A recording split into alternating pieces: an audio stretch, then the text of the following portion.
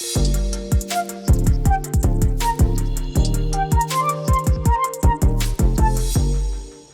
are some people that are suggesting, hey, a part of what you do, try doing a factory tour of some type. I'll give you an example. We're going up to Maine for a family wedding. And so since we're doing that destination wedding, we're going to drive it and do a couple of stops. Boston's going to be one. But along the route is a guitar factory that I wanted to go to. It just happens to be closed on Sunday, like a Chick-fil-A. And so I can't go to it because it's closed. That's when we're going to drive by Nazareth, Pennsylvania. And if you're into acoustic guitars, that's where Martin is. Really? Yeah. So what are you looking for? Because I'm always curious about this. My family is not much for factories and that kind of thing. I don't know why, but we're just not. So what are you looking to get out of it? How they make the guitars and all the other brands that are coming out. It's just interesting on how they manufacture this stuff. But you are that type, Rob is that type of person that likes to see how things are made. Okay, like in Battle Creek, Michigan, they have Kellogg's and Post. And so you can go through a tour. Well, they used to do the factory tour on how they made all that stuff and boxed it up. Now they have like a museum, I think Kellogg's does. Really? But they used to do tours throughout their factory. Like the coating on the cornflakes or something like that. They show you how to do that to keep them not soggy in milk. Okay. Is that kind of what it is? The museum? Yeah. I can't remember. Maybe It's been process. eons ago since I've been there.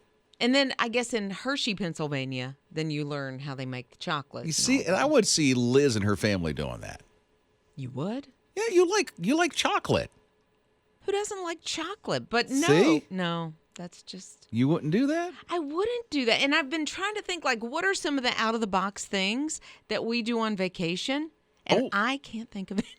Well, I'll tell you, Ninja's family does something. It started, what? It was a trip to New Orleans or something like this. Yeah, we have family over there, so every time we go visit, my grandparents would tell us to do a certain thing when driving through tunnels, because there's a lot of tunnels that you drive through to get there. And so we would put our hands up on the ceiling and scream. Isn't it great? That is so much fun. Do you try to last the whole tunnel? Oh, yeah, it's like a competition. Now, I will say when we used to travel up to Ohio and we would go through like Gatlinburg, Sevierville, we'd go through the tunnel and honk the horn as you go through the tunnel. Oh, Everyone that honks the scare horn. people. And screaming doesn't? You're in the car when you're screaming. Well, but I mean, if you're The screaming honking loud the enough. horn affects the traffic around you. Okay, sorry, but that's our thing. Scott has a thing. Yeah, I do the honking in the tunnel. Drives my kids crazy, but every tunnel we go through.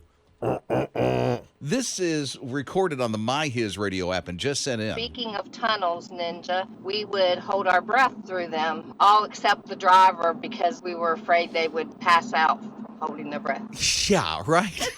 That's a good move. Right? Some of these tunnels are pretty long. To hold your breath that long? Yeah, like the one in New York. Now I can't think what it's called, but you would pass out. The Lincoln Tunnel? The Is Lincoln that what Tunnel. you mean? I could not think between Jersey and New York City. Yeah. That's a long one, so I don't know.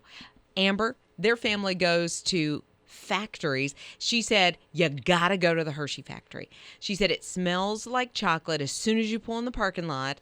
They show you how the chocolate's made. They let you sample a piece, and then at the end, there's a huge gift shop with all kinds of chocolate that you probably don't see in stores, and they even have a chocolate amusement park.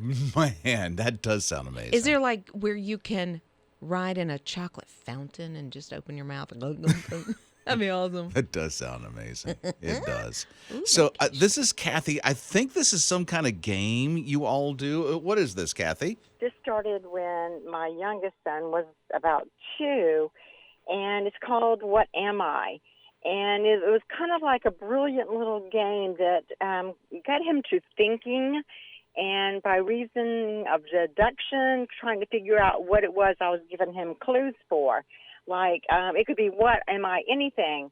And I would choose, like, I would think about maybe a flower. And I would say, I could be big, I can be small, I can be lots of different colors, And, but every time I would give one clue, he would give an answer. Kathy, Liz and I want to play this. Yeah. Okay, so what am I? Go ahead and let's see if we can get it. Okay. You see me almost every day. You're a traffic light. No. Sometimes you can see me from far away. Sometimes I appear to be closer. The moon. Oh, no. The rear view mirror on the side of the car. I get it, Jurassic Park. Okay. I changed sizes. An airplane. Well, no, but you know what? You are smarter than what you think, because the answer is a moon. Oh, I said it. That was my second guess. Yay. We take a girls' trip every summer to the beach with my mother, and we draw the year in the sand, and we all circle around and take a picture of our feet with the date. We have 7 or 8 years of photos. I love that. That sounds like so much fun. How many women? I have so many questions. How many women? Where do you go? What do you do? 48 women. 40? That would be amazing. That's a lot of feet. That's a big Airbnb. And that's a big guess on my part. Yeah. Okay, so Lee said, here's what they did on one of their vacations. They have friends in Athens, Tennessee, so they went to visit them, and when they did, their friends took them to the Mayfield ice cream factory. They toured the factory, and of course, they got ice cream afterwards. And I would say that ice cream, super fresh. I am sure. Thank you for that text, Lee, at 800-447-7234. See, Liz was saying earlier, why would I want to go to a factory? I don't know. We've never done anything like that. We do museums, especially if we're going to somewhere like Washington, D.C., New York, that kind of thing. We'll do museums, but I've never done a factory tour. Never once that I can think of. Then she hears about Hershey. And then now Mayfield.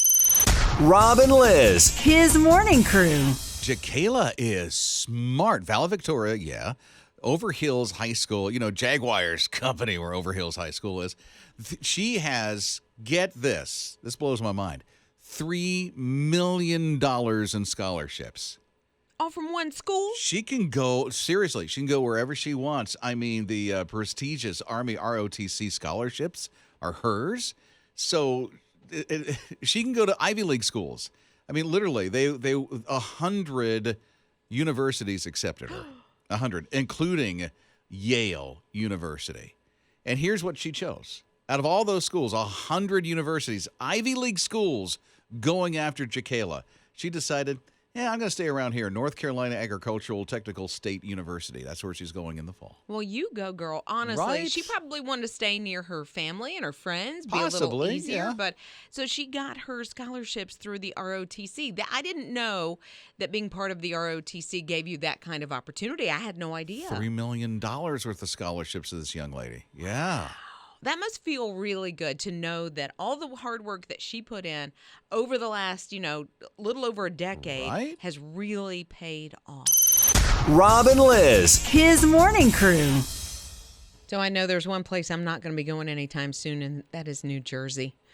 New Jersey has these spiders that are kind of invading, and they're large, and they fly, and they're venomous.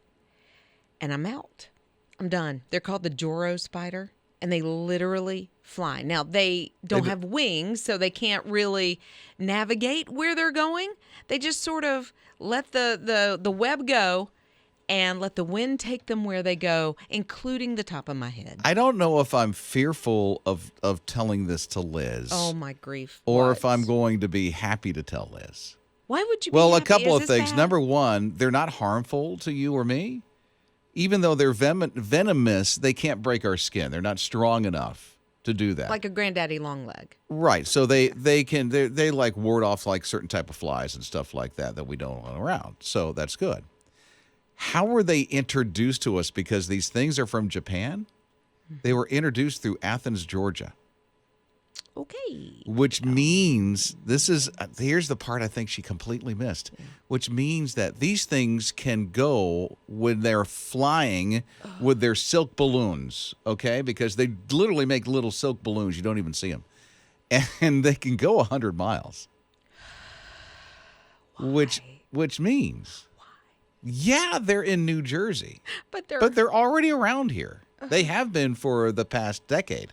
let me tell you, if you hear a blood-curdling scream, one has traveled to my house.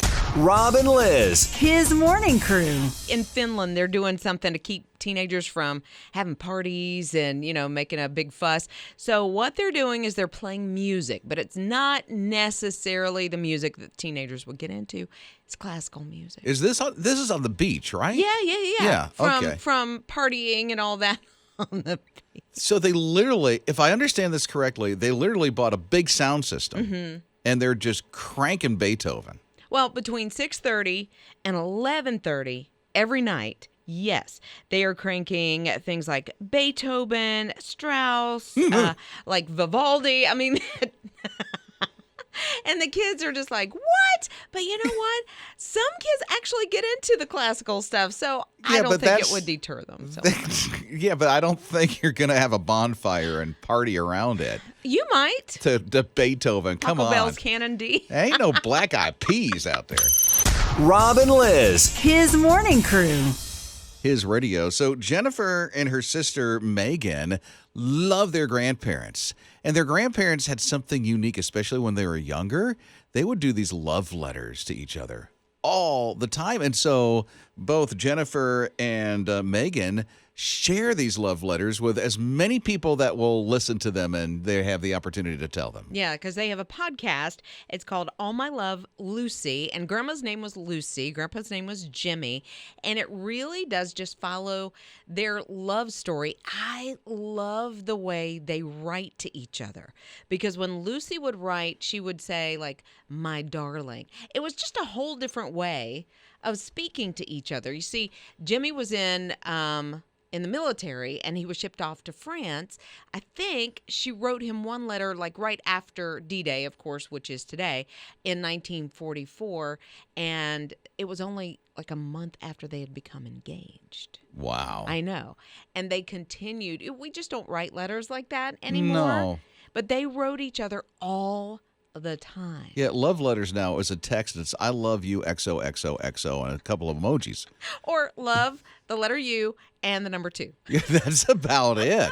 But, I mean, and you would see that this is lifelong love for their grandparents that they've had for each other. And I love that they share those stories just to keep that alive. Well, and also to share that love story with us, because Jennifer, I think she was like 12 years old when her grandmother passed away, and she was so fascinated, not just, she loved her grandma, but fascinated by their story that she lived in England, and I guess Jimmy was in France at the time, and so just learning where she worked and, what she did on a daily basis. Made a lasting impression on those two. I mean, even at the age of 12 years old, and I don't know how old Megan was when Grandma passed away, but keeping that memory alive. Rob and Lizz. His morning crew. I've been thinking about, I don't know why, just quitting a job, not this job, but when I was a teenager, I got this job at Shoney's. And I don't even know if there's any Shoney's around anymore, but they wanted me to be a hostess. And I was like, oh, that sounds like fun, because I don't think I could do waitressing very well. So I was going to be a hostess, and they started me on a Saturday morning during breakfast. And the waitresses were upset with me because I was seating people in the wrong place. I was peace out. I quit within 2 hours. 2 hours? The day of, you're out of there? I was done. I said, I can't do, like, everybody's angry with me because I've never done this before in my life. It was awful. I thought my first job was a quick quit. What'd you do? I was at a tire store. It was called Allied Discount Tires. That's how the guy did the commercial. Oh, okay. Allied Discount Tires. It was in Tampa Bay, Florida. And so it was my first job. I was about 15. It was right before I was kicked out of the house. And so I learned how to do a tire. And then the day later, they had me sell tires to this one couple. And I sold them way too cheap. And they gave me a thing or two. And I'm like, well, I'm out.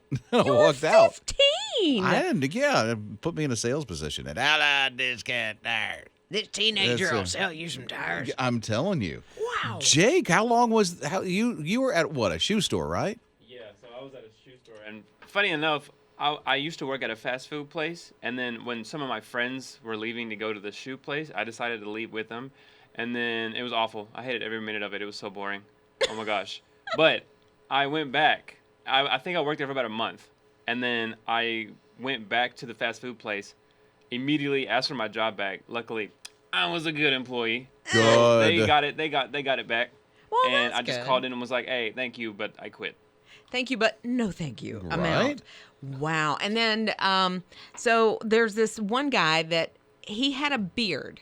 And on the first day he was at work, they came to him and said, you've got to get rid of the beard. You can't have a beard in this.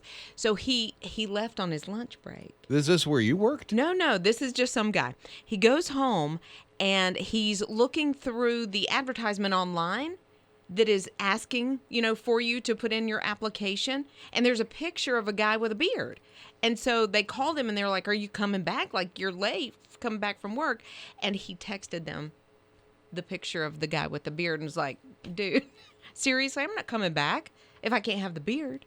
So he quit over his because beard. he wanted his facial hair. I guess. I mean, Scott, he doesn't have facial hair, but how long did you last at this one place? It was a start. It was like one of my first radio jobs, part-time at this startup AM sports radio station. So they wanted somebody to come in to do news and traffic. So I'm just trying to learn all I can that early in my career.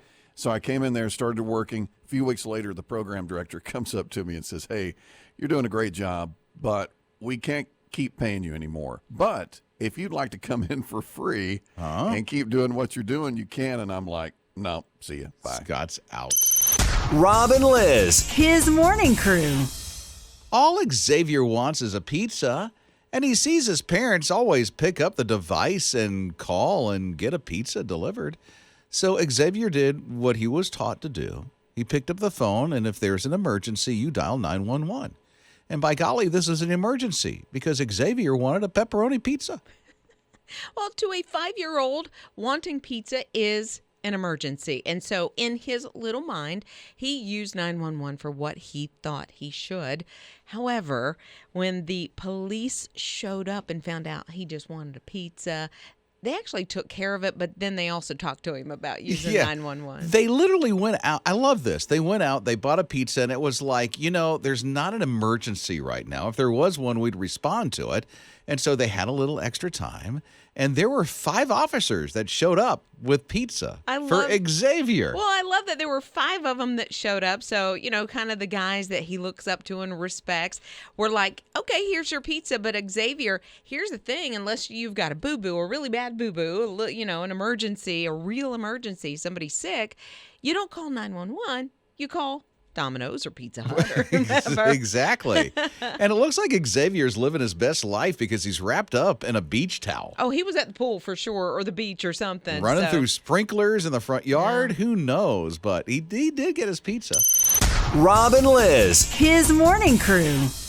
Seems like a lot of people look angry all the time. It's Rob and Lizz in the morning, his radio. I mean, seriously, you can walk by people. Maybe they could be happy on the inside, but it doesn't look like they are on the outside. Yeah, sometimes I'll say, are you happy today? Yeah. Tell your face. Tell your face.